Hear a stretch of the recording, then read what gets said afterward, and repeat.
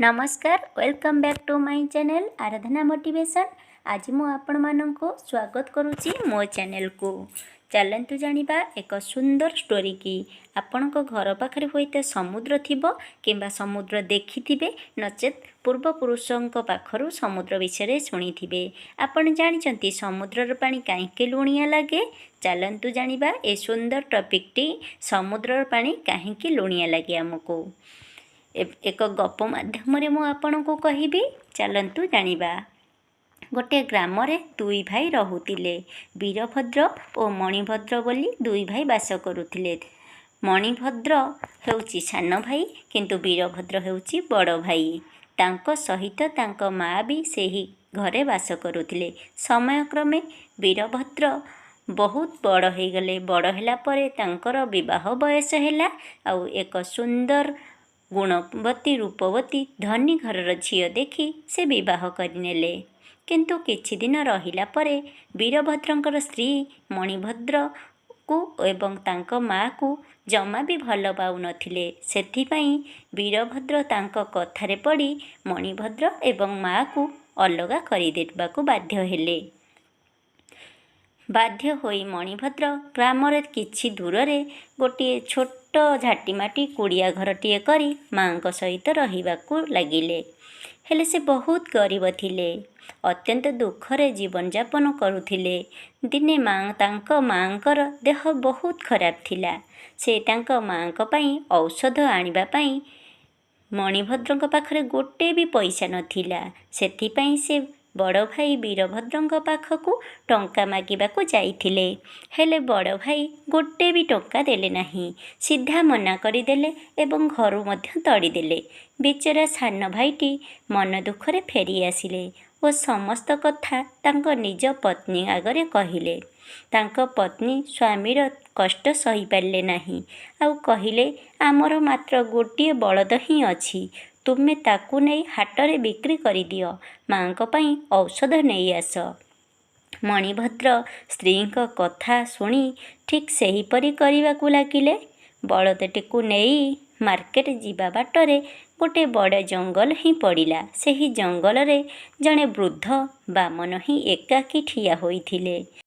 सेही बामन वृद्ध जनक मणिभद्र को कहिले, पुओ मोर घर एही अल्प दूर रे पड़िबो। मते टिके तुमे साहाय्य करि परिबो। चलो मते टिके मो घरे नहीं छाड़ी देबो। एहा सुनी मणिभद्र प्रथमे चिंताग्रस्त होई गले। तापरे कहिले, ठीक अछि बामन महाशय, मु तुमको प्रथमे तुम घर को ही छाड़ी देबी। तापरे मु मार्केट जीबी।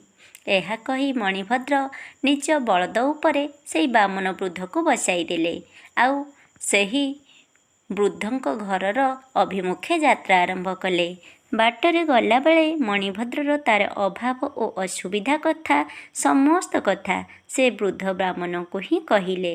सबु कथा शुणिला परे बामन वृद्ध कहिले, बापारे मु तो वृद्ध लोकटे, मु बा तते की साहाय्य करि परिबी।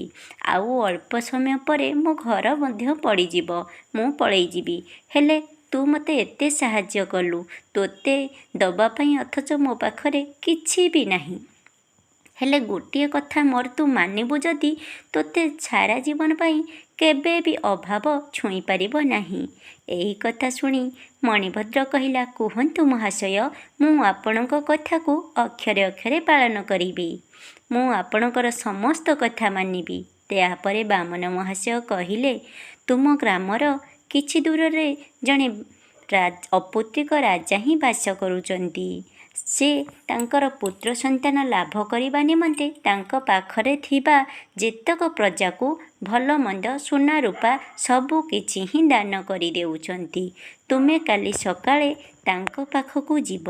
तांक बाड़ियाड़े दुईटी चकी अछि। सेही राजा को तुमे सेही चकी दुईटी को ही मागिब। एहा शुणी मणिभद्र आश्चर्य होई गला।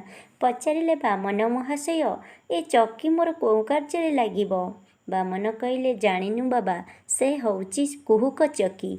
सेही चकी को घुराई तो जहाँ भी मागिबो से चकी तते ताहा ही प्रदान करिबो। किंतु चकी की अन्य काहाकू छुईबाकू देबु नाही। आउ जेतेबेले बंद करिबाकू इच्छा हेबो सेतेबेले ତୁ ତାକୁ ଓଲଟା ଘୁରେଇ ଦେବୁ ଆଉ ଗୋଟେ ନାଲି କପଡ଼ା ଘୋଡ଼େଇ ଦେଲେ ସେ ଚକି ଆପେ ଆପେ ଜିନିଷ ଦେବା ବନ୍ଦ କରିଦେବ। ଏଇ କଥା ଶୁଣି ମଣିଭଦ୍ରର ମନ ଖୁସି ହୋଇଗଲା। ଆଉ ବାମନ ମହାରାଜଙ୍କର ଘର ମଧ୍ୟ ହୋଇଗଲା। ଘର ପାଖ ହୋଇଯିବାରୁ ବାମନ ମହାରାଜ ସେଇ ଜାଗାରୁ ମଣିଭଦ୍ର ପାଖରୁ ବିଦାୟ ନେଲେ। ଏହାପରେ ମଣିଭଦ୍ର ମାର୍କେଟ ଯାଇ ସନ୍ଧ୍ୟାରେ ଆସି ଘରେ ଖାଇ ପିଇ ଶୋଇଲା। କିନ୍ତୁ ତାକୁ ସେଇ ବାମନର କଥା ହିଁ ମନେ ପଡ଼ୁଥାଏ। ପରଦିନ ସକାଳୁ ଶୁଭେ ଉଠି ଗାଧେଇ ପାଧେଇ ସେ ରାଜାଙ୍କ ପାଖରେ ଯାଇ ପହଞ୍ଚିଲା। ରାଜାଙ୍କ ପାଖରେ ସମସ୍ତ ଦୁଃଖ କଥା କହିଲା ପରେ ରାଜା ଅତ୍ୟନ୍ତ ଖୁସି ହୋଇଗଲେ। ଆଉ ଭାବିଲେ, କ'ଣ ନେବାକୁ ତୁ ଚାହୁଁଛୁ? ମୁଁ ମହାରାଜ, ମୁଁ ତୋତେ ସ୍ୱଇଚ୍ଛାରେ ଦାନ କରିବି, କହ ମୁଁ ତୋତେ କ'ଣ ଦେବି? ଏ ମଣିଭଦ୍ର କିଛି ନ ମାଗିକିରି ତାଙ୍କ ବାଡ଼ିପଟରେ ଥିବା ଦୁଇଟି କୁହୁକ ଚକିକି ହିଁ ମାଗିଲା। କାହିଁକିନା ଏକଥା ରାଜାକୁ ମଧ୍ୟ ଜଣା ନଥିଲା ସେହି ଚକି କୁହୁକ ଚକି ବୋଲି। ଏକଥା ଶୁଣି ରାଜା ଅତ୍ୟନ୍ତ ରାଗିଗଲେ।